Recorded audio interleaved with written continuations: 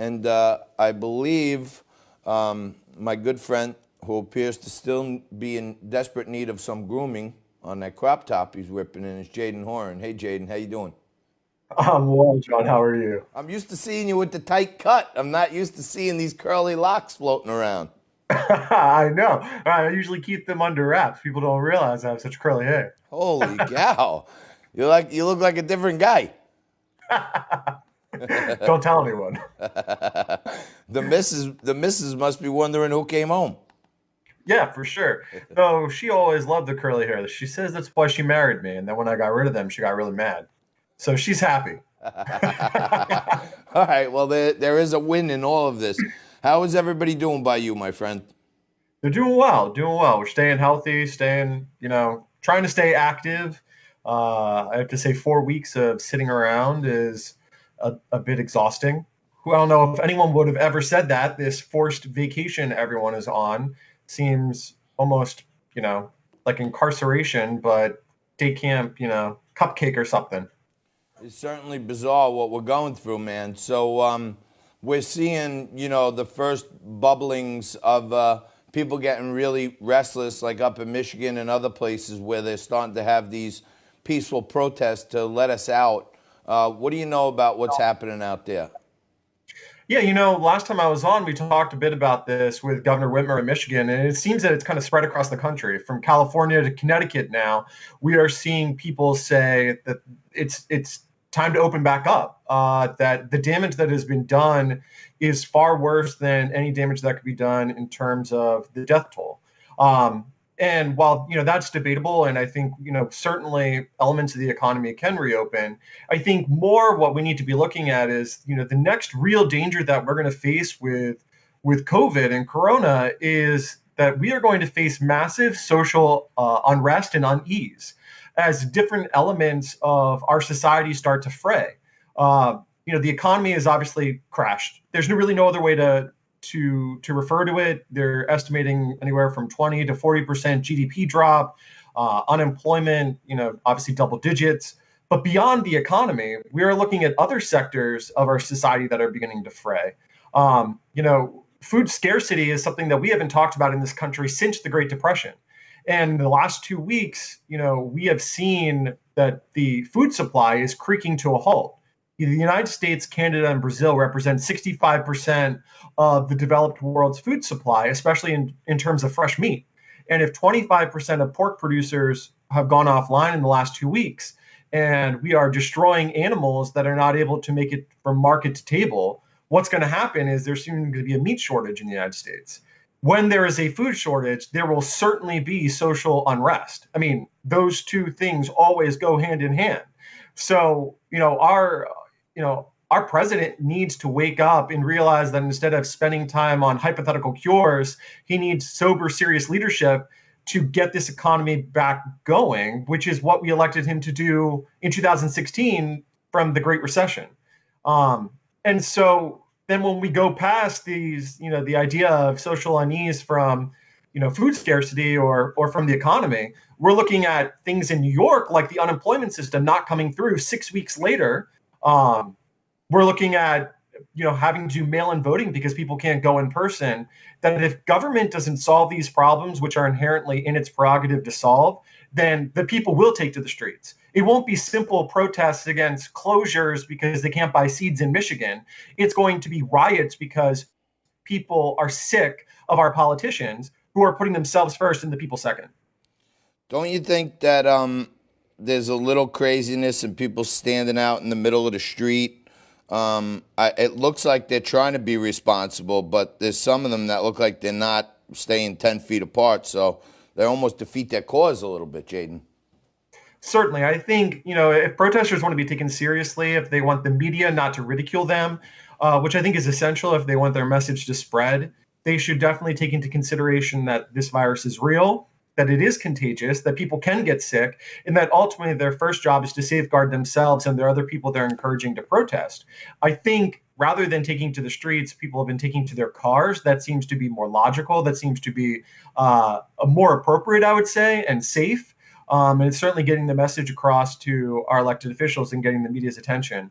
But I do think, John, that as we go into the next phase of this, if and indeed there is, food scarcity and widespread food shortages, that people aren't going to be thinking logically and reasonably. It's one thing to be mad at your governor. It's an entire another thing for you to be hungry and believe that your elected officials don't care. And plus, they have the money to take care of themselves and likely already have.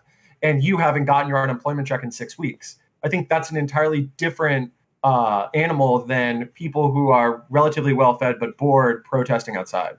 So, Jaden, well, also in the midst of this, I don't know if you heard me coming into this segment, but I was talking about how, they still can't figure out how to get billions and billions of dollars into the hands of small businesses that actually really need it. But it seems like every one of these bills includes more and more ransomware from the Democrats. Kennedy Center for the Arts. Now mail-in voting. You want to give more money to small businesses? We want mail-in voting. What is this attempt here with the mail-in voting? I think when we look at mail-in voting, there's a reason the Democrats want it. They want it because it ensures that the window of opportunity for someone to cast a ballot is long. Democrats have long argued, John, that election day shouldn't be the only day that we get to vote. And there's a real argument on whether the day that election day ought to be the day that people decide and cast their ballots versus some long, arbitrary, and unknown time frame. Mail-in voting allows this long, arbitrary, and unknown time frame. And in addition, it also allows essentially harder checks on identity of people and against fraud. Now, some states like Washington have had mail-in voting, and they still have elected Republicans there, though not statewide in about 20 years, but certainly at the congressional level. So it's not, all that dangerous. But nationwide, in a system that is rolled out in the same way they have rolled out PPP or in the same way that they've rolled out New York unemployment, would be rife for severe malintent on bad actors. And frankly, in places where there are close election results, like Florida, where we saw the head of elections in Broward County, 3 or 4 years ago, not be responsive to any political pressure because of miscounted votes and polling places that were closed and whatever else, that the ability of fraud is there, and that's why we should be concerned.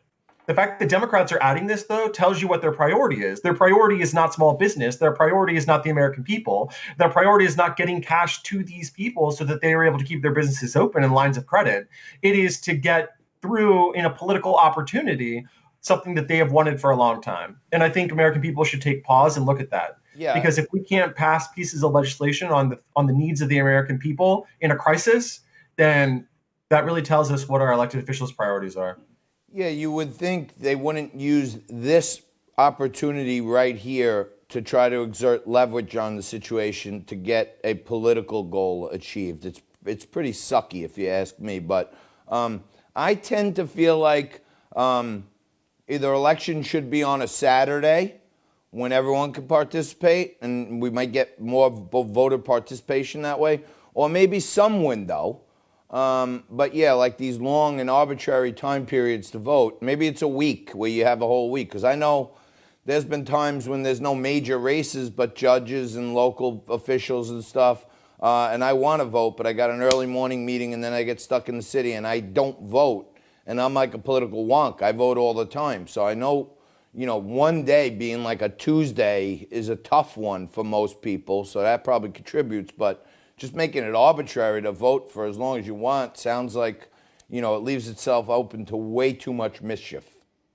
Absolutely, way too much mischief, and that's the real problem. And I think Republicans are often want to argue that they only want one election day, and that's the day, and they want stringent standards, all in the name of reducing fraud. And I think Democrats argue that they want to expand the electorate. They want to expand opportunity for people to cast their ballots. And that is their argument, though that increases the likelihood of fraud. I do think there is compromise here. I do think that allowing a certain amount of time and saying that is going to be the standard for elections would remove a lot of at least the argument on either side, and verifications and checks. But the problem is people have reduced themselves into their camps. And in this case, they're seeking political opportunity where there really is none. The American people are hurting. Small businesses are hurting. We don't need to talk about mail-in voting because the election isn't until November. If they want to put the architecture in place, then they can start constructing plans and then convince the American people that they are safe and secure and that they are not going to be hacked by the Russians or the Chinese or any other adversary. But until such a time, I don't really think they should be putting that before getting the aid to the American people that the American people need. Yeah, no, I'm with you. It's amazing to me that the things that the media wants to scream and yell about, but they don't say a word.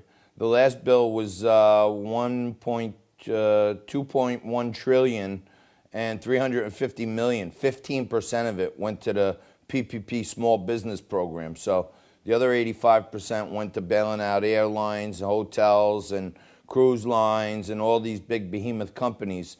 And the small guys get the slightest piece, 15%. So hopefully our leadership will focus where they need it most. It's keeping businesses open, because now they're saying even when they do reopen, it's going to be at 25 and 50% of your usual capacity. So, you know, most restaurants I know, they need to turn over tables in the dining room like 2 times in a night to make money. Operating at 25 or 50%, there's still going to be a real question on how many of them want to reopen under those terms. Yeah, I think, our policymakers really sit down and open their eyes. If their policy recommendations cause irreparable harm, then they need to come up with solutions for these businesses if these businesses are unable to reopen. The answer cannot be, oh, you can take the loss. The answer should be that they will guarantee some form of loan or grant to float to those businesses during this time of reduced capacity, and that ultimately it will have to be paid back. I mean, I think none of us are under the illusion that this will not all have to be paid back when times are good again. But in the meantime, we cannot have the reduction of small business employment in this country to the tunes of tens of millions of actual jobs permanently, unlike what is currently happening, which many think are temporary layoffs.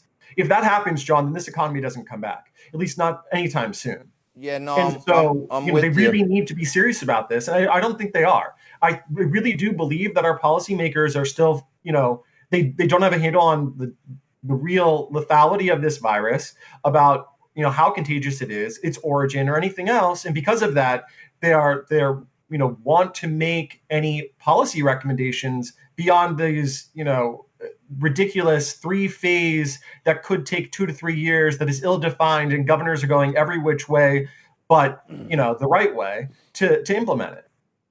So it looks like here in New York, for me and you, May 15th is looking worse and worse. I'm watching Andrew Cuomo talk right now. He's talking about unpausing, but I think New York's going to be deemed a hot spot that doesn't get unpaused.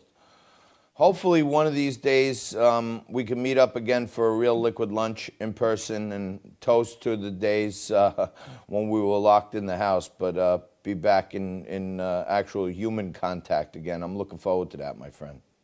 As am I. All right, Jadan, thanks so much for joining us today. Really appreciate it. That's Jadan Horyn. He's a great friend of the show, great friend of Liquid Lunch, and a fantastic writer who happens to write for Metropolitan Magazine. He's a conservative contributor, commentator, and he wrote quite the nice article about Frank and I in Metro Magazine a couple months back, if you want to go check it out.